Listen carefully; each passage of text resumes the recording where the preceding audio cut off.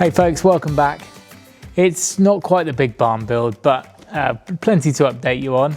And also we made a big milestone this week, so stick around and here's the update.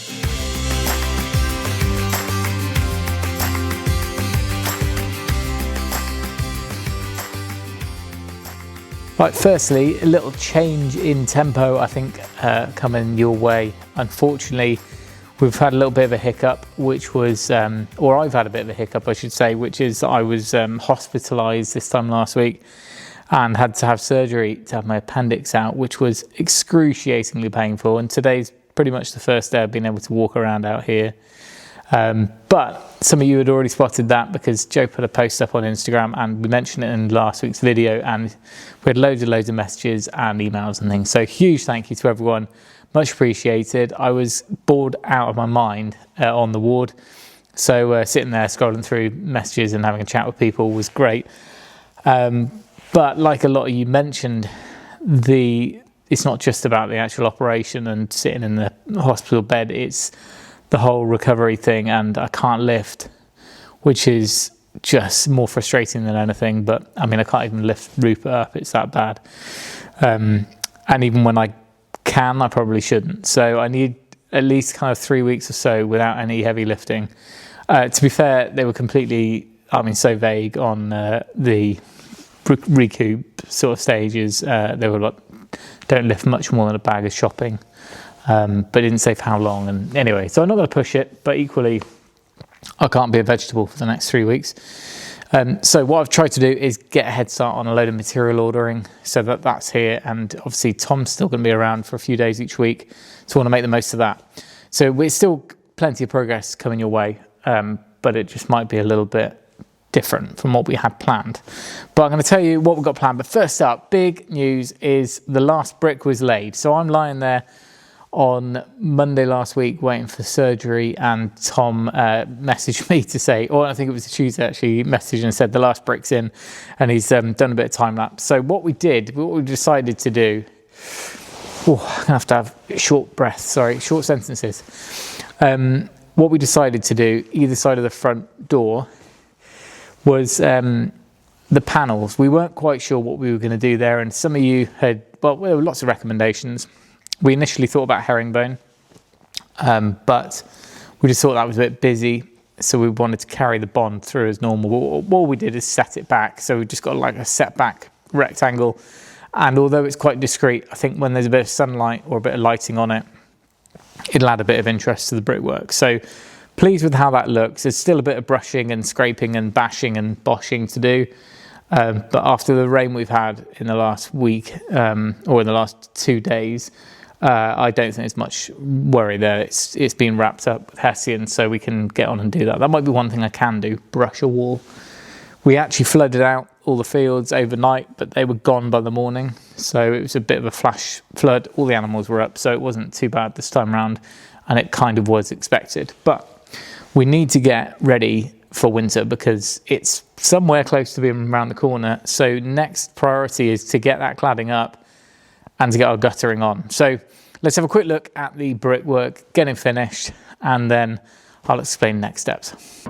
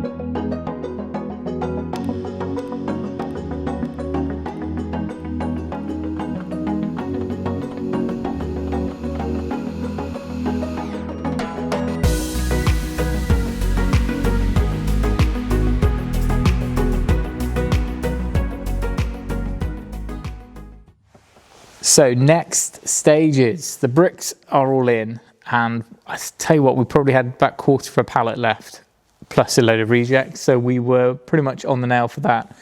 We do have a lot of mortar left, so I don't know quite what calculation was off there, but it's not a bad thing. It'll store indefinitely, so we'll save that for all the other brick walling that we've got to get done in the next year. But it does mean that we can push on with our cladding now. Cladding is two flavours. We've got steel corrugated cladding on the gable ends, and then timber cladding, Yorkshire boarding on the east and west along the top. So that's all running above brickwork level. Now there's two different approaches for that. The timber, we're going to build a timber frame work on top of our brick wall, which will carry that vertical cladding. It's too far out for it to be just counter-battened, because it needs to be in line with our outside face of the brickwork, which is about 160 mil away from our timber frame. So we'll be doing that in timber, and that's tomorrow's job. Hopefully Tom can drive the Land Rover and I'll just passenger with him. We'll go out and we'll pick up all the materials, come back, and he can start on that whilst I just annoy him by standing there or sitting there like a frail old man. And then on the gable ends, we're actually going to use steel horizontals, so Z purlins, for our wall.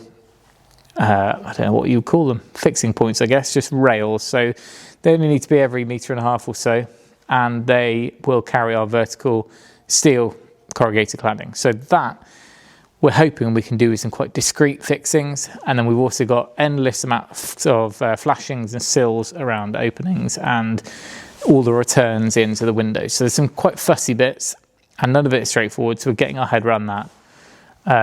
But before all the cladding needs to happen, we really could do with some gutters. There's a big old roof up there and a lot of rainwater, and this week it was cascading off, and it's no good for our brickwork, let alone everything else around here. So we have two options. One is to actually build our cladding up and build out a timber soffit and fascia, and then hang from that conventional guttering, albeit that it would have to be like 180 mil half round. Or we go with what's the sort of normal approach for this style of box profile roof, which is a trimline gutter. Downside of that is that it makes us look like a B&Q warehouse, and that might not be the look we're going for. However, I think out of the two, it becomes less of a feature. So we go for the trimline gutter. That's basically where you've got that folded steel box gutter, and it's hanging onto the top profile, top skin of the roof all the way along, and it almost creates its own fascia and soffit in itself, and it's just a profile that you don't even notice is there. I think that's how it will appear. So we won't have a feature gutter, but it will mean that the capacity will be huge on it as well, and I think it's probably the better option and a cleaner option, but the jury's still out. So let me know if you've got any thoughts. My only downsides on that were there's quite a few joins, so I would want to make sure we rivet rather than use big sort of tech screws. It also means that you support a trimline gutter by using sort of ribs. They're little struts that fix the top of the roof. So because our building's so low and you look down on it, you will actually see all these struts, which might look a bit weird.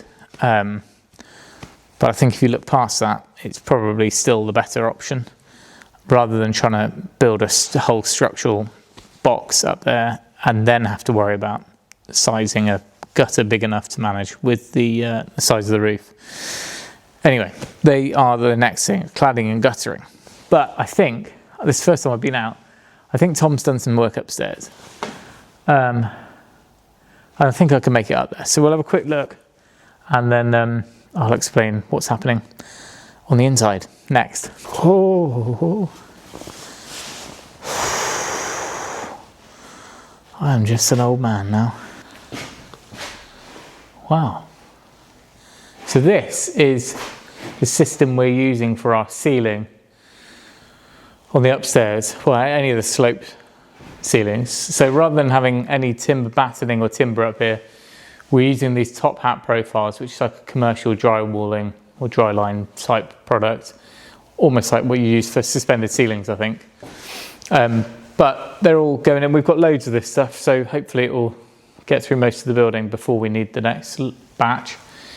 Now, the reason I brought you up here is because our next big sort of project, which will be inside, is MVHR. And MVHR is a really important kind of component of this build, simply because we're so airtight in here. We need it to be fresh, healthy and managed, just so we've got a really efficient building. The unfortunate thing is MVHR is something that you really want to design in right at the beginning, because in an ideal system you use quite big ducting, and you can only run that in certain places. You can't just like thread it through a wall. So I don't think you're going to be able to see right now, but through the other side is a sort of loft area, which is our upstairs plant room for all that ventilation. And from there it gets ducted up and along the building and branches to rooms. Now every room needs a supply of fresh filtered air, and then every humid room, kitchen, bathroom and places like that will need an extract. So there are kind of a flow and return around the building.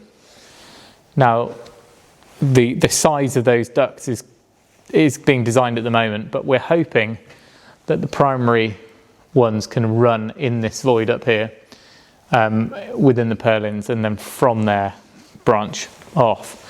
So there's a little bit of retrofit approach needed rather than a full blank canvas, but we're working with a really good company on that, and they are currently on the kind of design side of it. Once we've got that, then they're going to deliver us a whole package with all the parts, and then we can fumble our way through it and piece it all together, and then hopefully they're going to send they've got someone that they're going to send out to help with the layout, but also then obviously come in and do the commissioning side of it. So that's the big thing for December, I think, or December and January, is to get all of that in and start on the plumbing for the bathrooms before plasterboarding. So I was really hoping, just because we've got access and it's quite open space at the moment, is to get all the plasterboard in, delivered and through into the rooms. Whew, I have to lean on something. But I'm definitely not going to be lifting plasterboard now. I was really hoping that we'd save quite a bit by buying whole pallets, because we need several hundred sheets. And it's a bit of a slog to kind of get them in and around the building. So that might have to wait. My thought was, or actually it was Joe's thought, to be fair, which is a good thought, was that we would actually start fairly soon getting a couple of rooms boarded and plastered. Ones that don't need any plumbing or anything like that put in. And that would give us an opportunity to meet and try out some plasterers, because before I say to a plasterer, can you do this house? I think it's worth trying to find one, or even, if there's a good finish on that one room, then we'll move them on and they can do the annex. And then, we can make a decision if they're the right people to carry on and do the whole build. We have such a big, expansive, open, long ceilings that it needs to be done right, and it needs to be a really good finish. So I know there are other options. We could just tape and join the ceilings up here, and that's been suggested by a few people, even the manufacturers of the top hat, just because of kind of weight and things like that. So that is an option. Otherwise, I've also come across a company who do spray finished plaster. So it's sprayed on, airless sprayer, and then tooled off. And it looks like for access, that might be easier, because of course, if you want someone to put on a full skim in these full 5 meter high ceilings, that's going to involve a lot of access issues. Whereas you still need to have the access there, but it might be a bit easier for a different approach. Anyway, lots to think about. I'm going to have to go and sit down. I think I've had my quota of standing up. Right, it's been about 10 minutes and it's already depressingly dark. So I think we need to finish off inside. And I've got a couple more things to mention. And then, looking ahead to the next week, we can make a start on this cladding. And I will be sharing plenty on that, even if it just means that I'm carrying a camera more than a tool belt for the next week or two. but Tom is the man when it comes to cladding, so I'm going to leave it very much in his capable hands. Actually, before I head back in, a couple of things on the video from last week. We did the cost video for the first 12 months, and it was great to see everyone's thoughts on that. Most people surprised with how little we'd spent. Of course, you get a few people who think that's we'd spent more than we should have.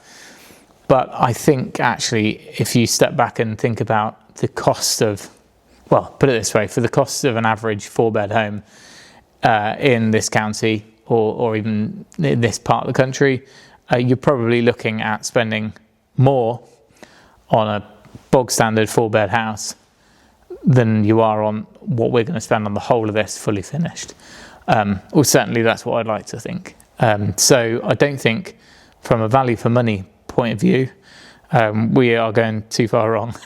But it's, there's certain areas where we've had to spend a lot more just because of the size, but also we've saved so much money by doing other bits, either ourselves or just in a different way, or the way we're buying materials or sourcing things secondhand or different.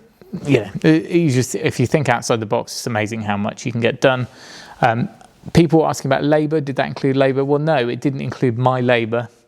It's a self-build, it's DIY, and I don't think it's a simple equation to start bringing your labour in if it's a DIY project for yourself. It did include every other subcontractor's labour. That's including Tom, anyone that we've used like electrician, people who came in like the welder, any specialists. So all of that was in there. There was no hidden costs. But myself, Joe and Dad, that's it. We work on a voluntary, or we basically just send boxes of meat to my dad. I would much appreciate him and anyone else who's given us a hand on a voluntary basis, but really we included everything. Anyway, more questions will come up, I'm sure, on the budgeting side of things, and it won't be long before year 2. I guess we're 6 months into year 2 already. Interestingly, we've spent far less in the last 6 months than the whole year previously. All of the big stuff in the first year, roof, slab, glazing, all big ticket items. Actually, when you look back at the last 6 months, it's been a lot of this stuff, relatively inexpensive materials, brick, and other bits and bobs that basically are more labour intensive than anything. So I don't think we've spent much at all in the whole scheme of things in the last 6 months. Now, as we switch into the next 6 months, when we're looking at air source heat pumps, MVHR, a full-time plasterer for what will probably be months, things are going to rocket back up again. But over the whole course of year 2, it will hopefully be around the same as year 1. We are over what we consider half of our budget is, and that is essentially all the funds that we would have come from selling our last house. So there's no magic money tree, unfortunately. We've got a lot of trees out there, but no money trees. So it really is down to just decision making in the past, and when we've got, what we've done to our house